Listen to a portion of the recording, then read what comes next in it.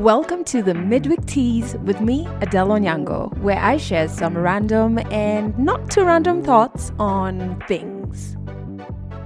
And in this episode, let's talk about this mother wounds thing. And the reason we're talking about this is because in our flagship podcast that goes out every Monday, for the last 2 weeks, we've been listening to Nyambura's story that has everything to do with her mom leaving when she was just 2 years old and her dad being their sole parent, her and her siblings' sole parent for years. And she spoke about a particular incident where a classmate who lived near the school invited her over. And when she went there, this was her first time seeing what a home with a mom looked like. I remember when I was 11, there was a girl, she was a new joiner. So she joined our class and she was kind to me. She was the first person to be kind to me. Her mom would pack for her snacks and she would bring them and we would eat together. But I think the mom knew this girl is not such a good eater. So I think they talked and then the mom was like, invite her. She used to live right outside school. So I go and there's a woman in this girl's house and she calls her mom. I'm like, what does that word mean? So I asked her, what is a mom? She's like, that is a mom. I'm like, oh, I don't have one of those. And then I ask her, what does a mom do? And she says, a mom cooks for you, she cleans for you, she does all this. And I do those things for myself. I don't have a mom. And it hit me. It was sad. I regressed back. So in Nyambura's story, she talks about navigating and healing her mother wound, her mom making a comeback into her life in her 20s, and how this entire experience led Nyambura to become a therapist. Now, my own interaction with mother wounds, I used to think it wasn't a very frequent issue. So much so that last year but one, in case you don't know, we do run group therapy sessions here at Legally Clueless. And we were focusing on childhood trauma for one entire year. So we had one group therapy session that was specifically addressing father wounds, and we had one that was specifically addressing mother wounds. Now, because I have a father wound, that kind of veiled my perspective. And I thought, well, that's the most popular wound. What do you mean, mother wounds?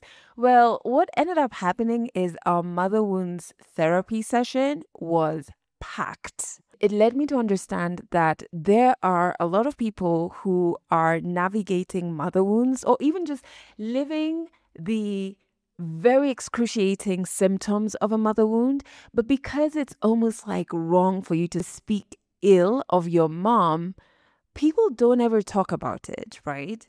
So in this episode, we're going to do just that. First and foremost, what in the world is a mother wound? I did a deep dive to be able to bring you credible information on mother wounds.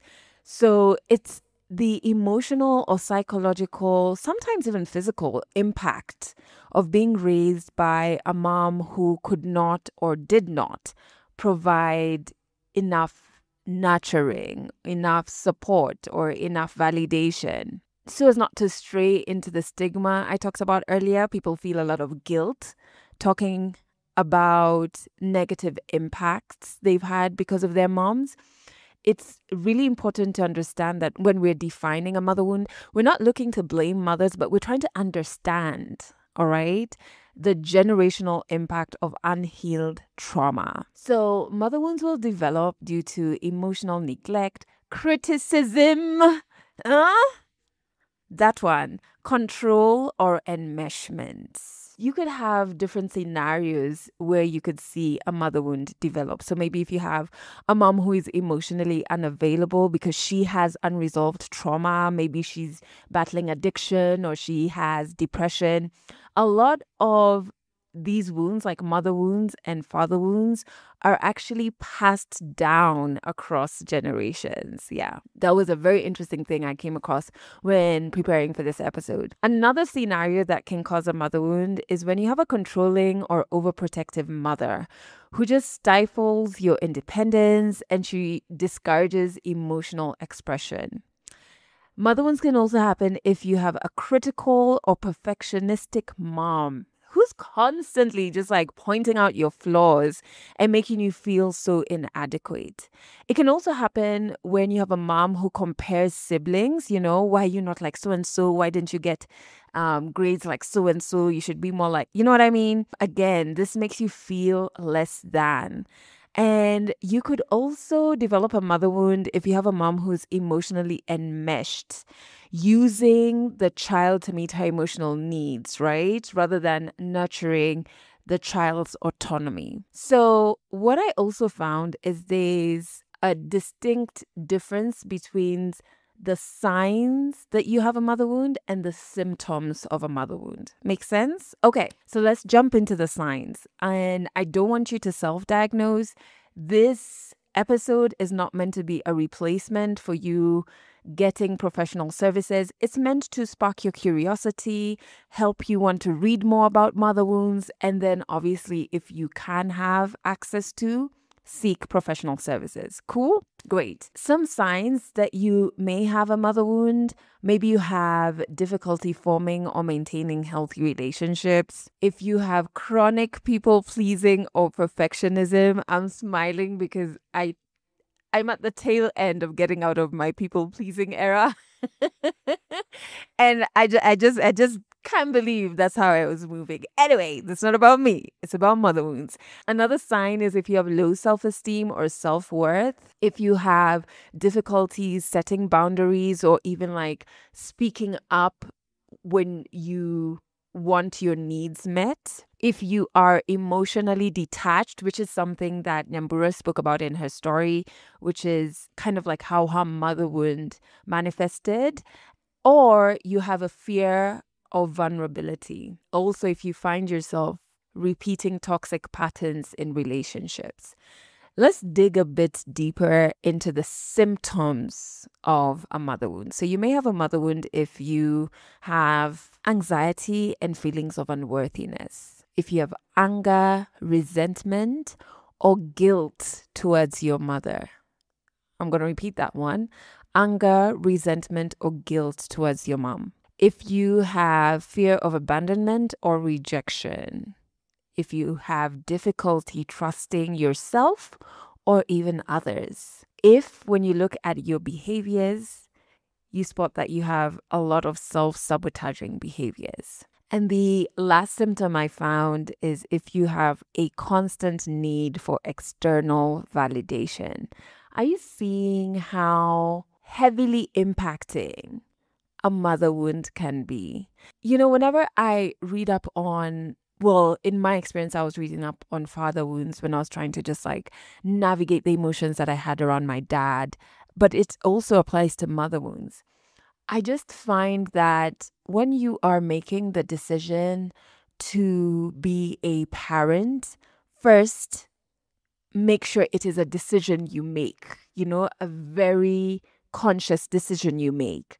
And secondly, acknowledge just how impactful this decision will be, and everything you do will impact this child positively or negatively. Because you find like when we talk about abandonment issues, which I think we have to have a whole other episode on, even abandonment because you're doing something good for your child can negatively impact your child. So for example, if you have to move to another county or another country or another town away from your child because maybe you've gotten a job that can help you afford better education for your kid, your absence is still going to negatively affect your child. You know what I mean? So I don't think we should look into parenting as just being this subconscious step we take because it's that time in a relationship or your biological clock is ticking. Really actually think about it, because so much of what you do, so much of your unhealed trauma is going to affect a child. Okay? All right. So I also wanted to read more into if there were any tips that can help you heal a mother wound. I found 6 of them. The first one is recognize and acknowledge the wound without blame. I like this one because it's for all issues, is to go through the process of acknowledgement, and recognizing that actually this thing is real, this wound is real, the feelings that come with this wound are real. The second tip, which I alluded to earlier, is to seek therapy. And when you go to therapy, you want to guide your therapist or tell them that you want to do a lot of inner child work and family constellations, especially if you have an inkling that you may have a mother wound, right? The third tip is to practice self-compassion and affirmations to reparent yourself. There's going to be a lot of reparenting that you're going to have to do while healing a mother wound. The fourth tip was to set clear emotional boundaries and communicate needs assertively. And I love this because in our last group therapy cycle, we just finished our first cohort of 2025. We talked about boundaries and communicating your needs assertively. And I really wish you would have come for that group therapy, but not to worry. We're going to be opening up our call out for our second cohort really soon. So please be on the lookout for that. Make sure you subscribe to our newsletter on our website so that you do not miss out on this group therapy. The fifth tip is journaling. Oh my God. I was just talking to my friend about this, about how I had read a research that showed the power of journaling when it comes to dealing with anxiety. Journaling about the mother wound helps you identify patterns, triggers, and even your progress in healing, right? And helps you identify what's true in the story you're telling yourself and what's not. When you see it written down, things just become so much clearer, And the sixth and final tip I found was you may want to start practicing self-nurturing practices like meditation, self-reflection, connecting with supportive communities. So if you're looking at group therapy, just so that you start being very intentional about the spaces that you put yourself in and the activities that you do. You want to pour back into yourself. Remember, we're reparenting and we're soothing our inner child. I hope what I found when I did this deep dive helps you. If you haven't listened to Nyambura's story, please make sure you do. It's in episode 323 and 324 of Legally Clueless. And as I always say, and I truly believe it, in the moments you don't believe it, don't worry. I believe in this for you. I genuinely think that you have everything it takes to heal. Thanks for listening to the Mid-Week Tease, a Legally Clueless Africa production. Episodes go out every Wednesday, and you can learn more about us by going to legallycluelessafrica.com.